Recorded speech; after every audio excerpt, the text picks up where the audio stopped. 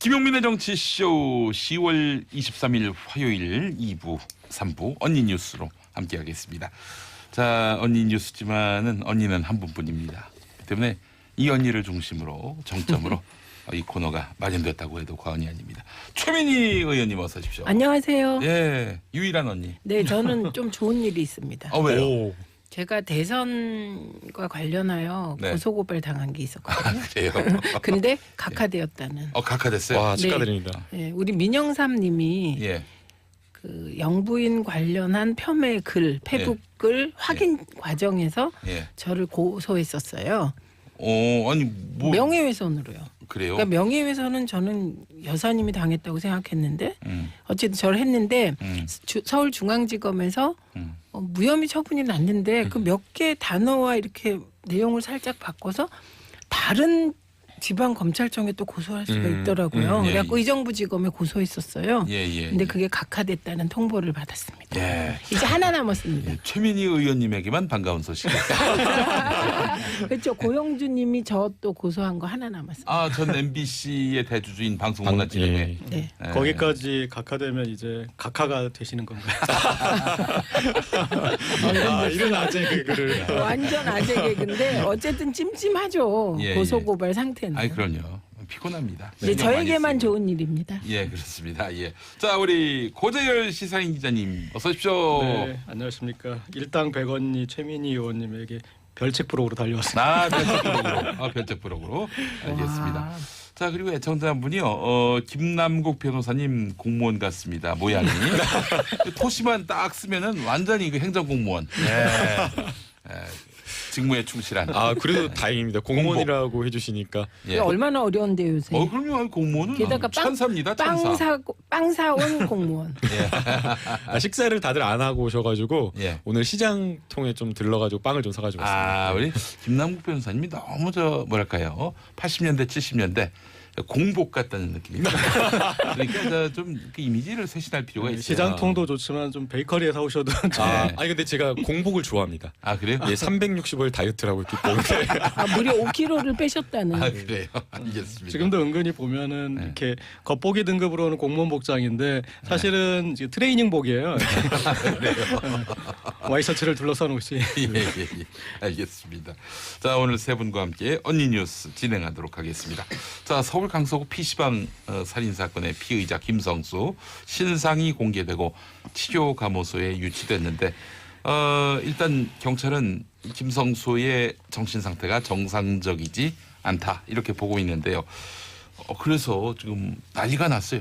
어젯밤에 90만인데 혹시 100만 넘었는지 모르겠습니다. 네. 청와대 청원이요? 아마도 넘었을 것으로 보이는데요. 네. 그래서 실은 이 사람 또 감형해 주는 거 아니냐 심신미약으로 여기에 또 많은 국민들이 촉각을 곤두세우고 있습니다. 네, 지금 아마 경찰이 이렇게 수사를 하자마자 며칠 지나지 않아서 치료감호소로 보내는 경우가 흔치 않았던 것으로 보이는데요. 예. 어제 이제 그 영상을 보신 분들은 정말 조금은 이상하다라고 이렇게 생각하신 분들이 굉장히 많았을 거예요. 예. 일반적인 살인 사건의 피의자라고 하더라도 되게 그 송치되는 과정에서 기자들의 어떤 질문이나 이런 것들 받으면 고개를 푹 숙이면서 정말 죄송하다라는 그런 표정을 짓는데 예. 어제 이제 김성수 피의자 같은 경우에는 굉장히 뭔가 귀찮은 듯하라는 이런 표정을 지으면서 기자들에 대한 답변 처음 물어보는 답변에 대답도 안 하고 계속해서 물으니까 굉장히 좀 어눌하고 천천히 이렇게 약간 무표정한 어떤 태도로 답변을 해서 정말 좀 이상하다라고 생각하시는 분들도 있었을 것으로 근데 또 생각되는데요. 또 뒤에서는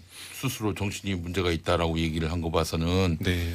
감형받고자 하는 의지는 있어 보이는 거 아니에요? 그 거기에 대해서 또 기자가 물어보니까 우울증 진단서 제출하니까 내가 제출한 거 아니에요 또 이렇게 답변을 했더라고요. 그래요? 변호인이 제출한 걸로 보이는데 우울증과 관련된 여러 가지 뭐 문제가 있다라고 해서 반드시 이제 심신미약으로 감형되는 것은 아니고요. 이번에 이제 어제 이제 치료 감호소로 갔기 때문에 한 달 동안 이제 전담 주치가 지정이 돼가지고 여러 개인적인 면담 그리고 이 병동에서 생활하는 동안에 어떤 태도를 보이는지 그리고 심리 검사 이런 것들을 통해 가지고 이 의견서 를 작성하게 되고요. 네. 그 의견서에서 정신적으로 문제가 있다고 판단된다고 하더라도 또 한 번 재판부에서 정말 과연 범행을 저지를 때의 심신 미약 상태에서 범행을 저질렀는지 여부 이것을 함께 같이 판단할 그렇죠. 것으로 범행 보입니다. 당시에 네. 범행 당시의 상태가 어땠는지 네. 여기에 주목한다는 거죠. 앞서서 제가 100만이 넘었는지 안 넘었는지 궁금하다고 말씀드렸는데 97만 4천 명이 넘었네요. 곧 100만이 넘겠어요. 예, 근데 우울증은 되게 기운이 없고 의욕이 떨어지고 이런 네. 정신질환 증세잖아요. 네. 그러니까 기운이 없어지고 축. 네. 근데 우울증 상태에서 갑자기 막 그렇게 잔인한 행동을 할 수가 있는 네. 건가요? 제가 이제 심리학자는 아니라서 뭐 함부로 얘기할 대목은 아니지만 저는 이 김성수에 대해서 우리가 이제 포커싱이 이 사람 이제 심신미약 상태였느냐, 그럼 감형을 해줘야 되느냐 하고 너무 단선적으로 바라보는 것 같고요.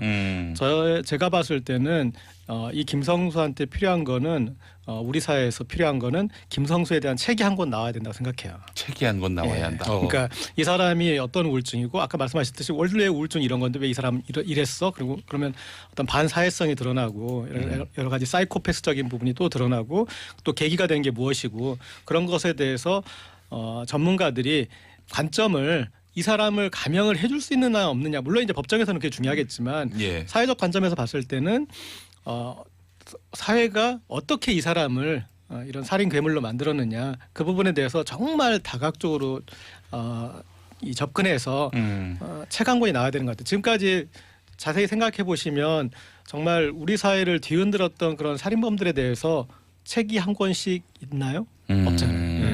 근데 다른 나라는 뭐 있습니까? 그 이제 여러 가지 살인에 대해서는 예.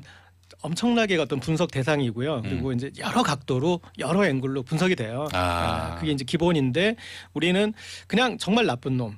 그리고 어떨 때는 또 뭐 유전무죄, 무전유죄 그러면 좀 그래 걔도 억울한 게 있지. 뭐 이런 식으로 이렇게 너무 단선적으로 접근하는 것 같아요.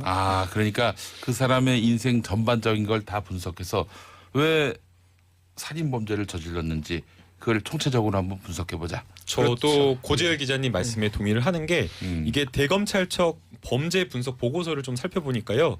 정신질환자가 저지른 범죄가 2015년에는 6,300여 건, 그리고 2016년에는 7,800여 건, 2017년에는 8,300여 건. 그러니까 3년간 꾸준하게 증가를 하고 있고요.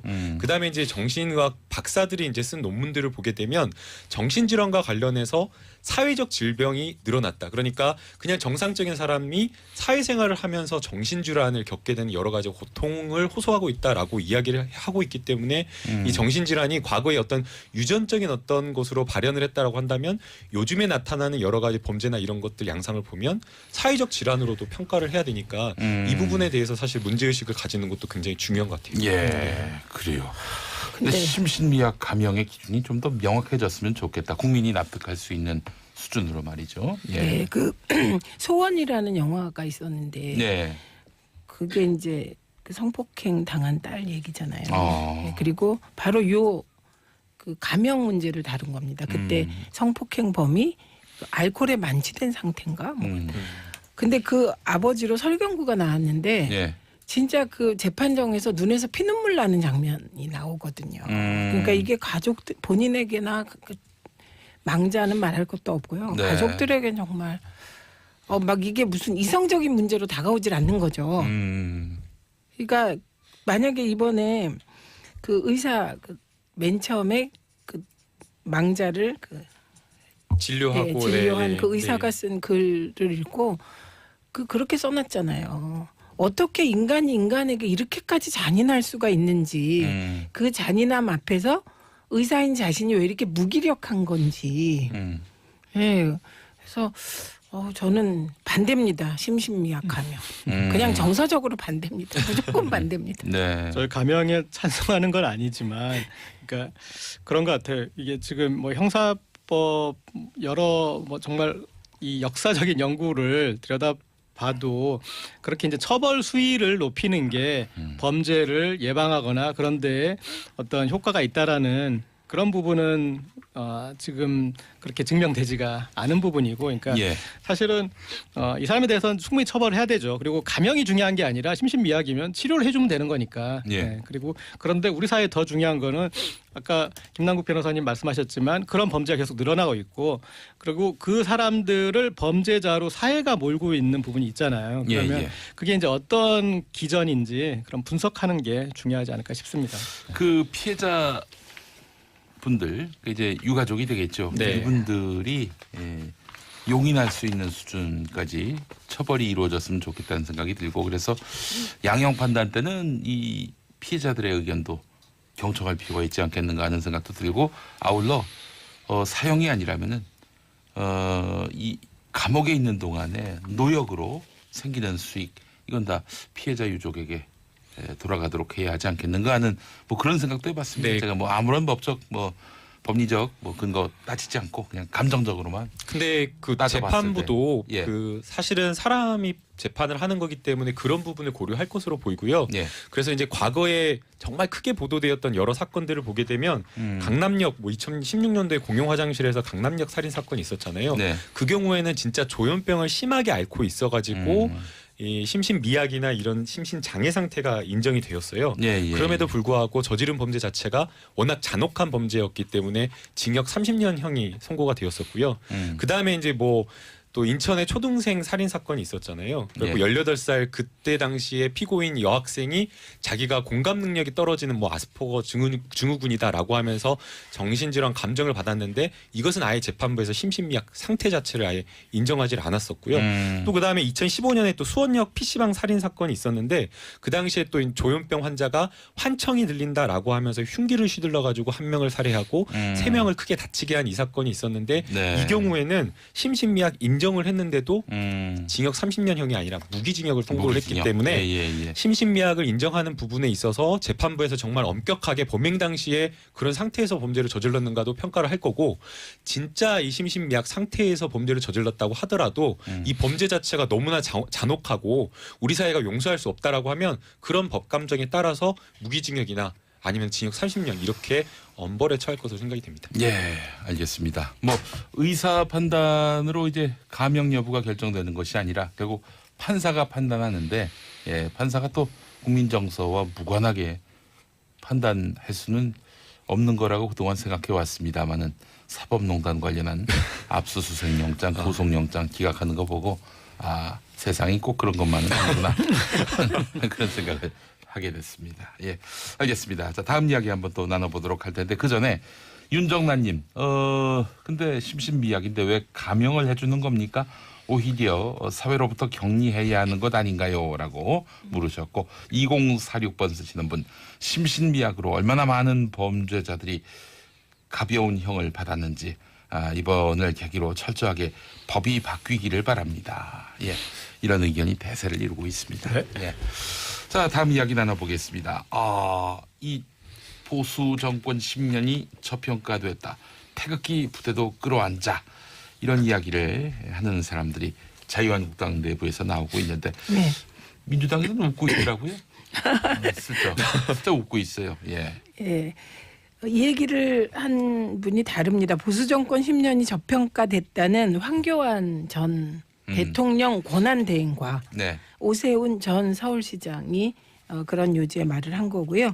태극기 부대도 끌어안자는 전원책 위원이 한 것으로 되어 있는데 예. 오늘 또 전원책 위원은 한 보도를 보니 태극기 부대를 끌어안자는 식의 표현은 좀 왜곡이고 박근혜 정부, 이명박 정부를 재평가하자는 뜻이었다. 예, 이렇게 지금 항변하고 있습니다. 예, 그럼에도 예. 불구하고 태극기 부대를 보수 대통합 과정에서 중요한 한 축으로 삼는 흐름이 자유한국당 내에 강하게 있는 건 사실인 것 같습니다. 그러니까 황교안 전 총리 등의 말은 지금 우리나라가 곧 국민소득 3만 불 시대가 되는데 그 밑자락은 이명박 박근혜 보수 정부가 깔아둔 게 아니냐.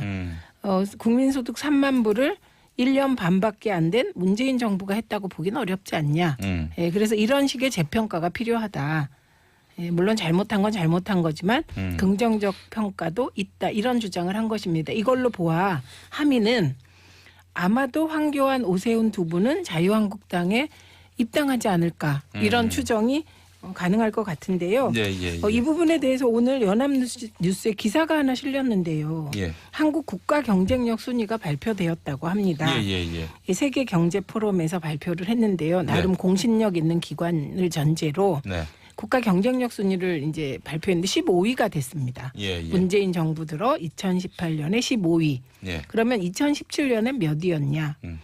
26위였다고 합니다. 예, 예, 예. 그리고 2016년 26, 2015 26, 2014 26, 2013 25, 2012년에 19위로 올라갔었고요. 갑자기 제가 왜 역순으로 가는 겁니다. 국가 2012년 경쟁력 대선 순위를 왜 때. 말씀하시는지.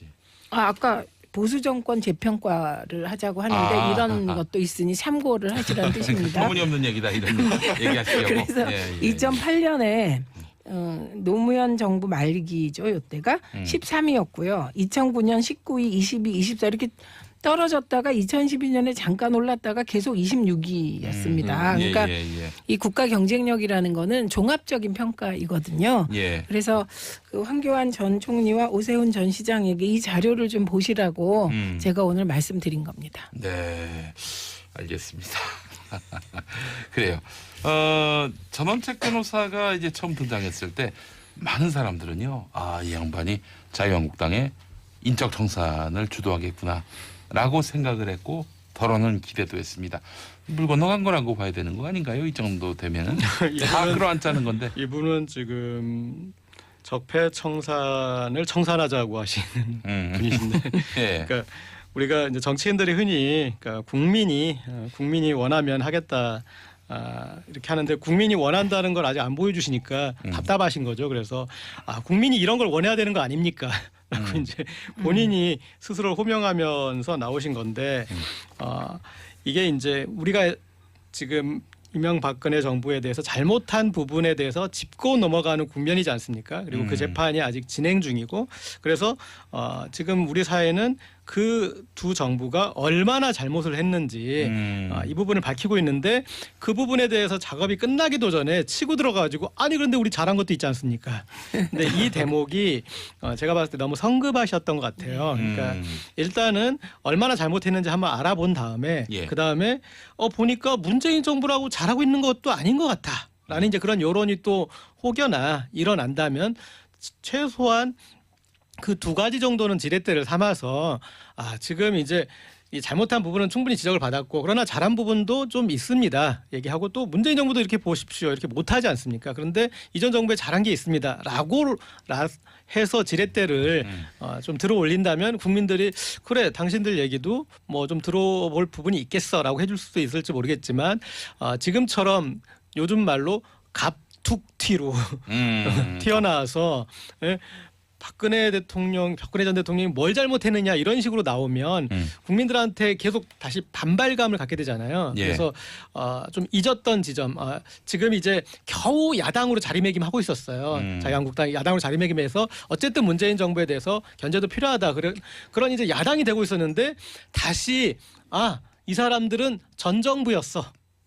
그리고 이전에 어떤 그 주인공이었어. 그 부분을 환기시켜주는 게 과연 이들에게 유리한 일인가 좀 생각이 듭니다. 이게 자유한국당이 청산과 혁신을 해야 된다라고 생각을 해요. 이 청산을 해야 된다라고 하면 과거 지난 보수 정권의 10년 그리고 박근혜 정부에서 잘못했던 박근혜 전 대통령에 대한 이런 여러 가지 반성을 해야 되는데 지금까지 한 번도 진정 어린 반성을 한 적이 없었고요. 그다음에 이제 혁신을 하겠다라고 한다면 뭔가 이제 인적 혁신, 새로운 어떤 사람들을 받아들이고 그다음에 잘못되었던 사람들을 이렇게 내보내는 어떤 그런 작업을 해야 되는데 그 작업이 이루어지고 있지 않다라는 거예요. 지금 조광특위 위원만 이렇게 모신 것만 보더라도 전원책 변호사님이 뭐 조광특위 위원 외부위원을 두 분 모셨는데 이진공 교수님은 사실 방송에 나오던 여러 패널로 이렇게 잘 나오시던 분이고 예. 그다음에 또 한 분 이제 여자 변호사님 한 분을 모셨는데 저는 모르시는 분 줄 알았는데 딱 검색을 해보니까 제 휴대폰에도 번호가 있더라고요.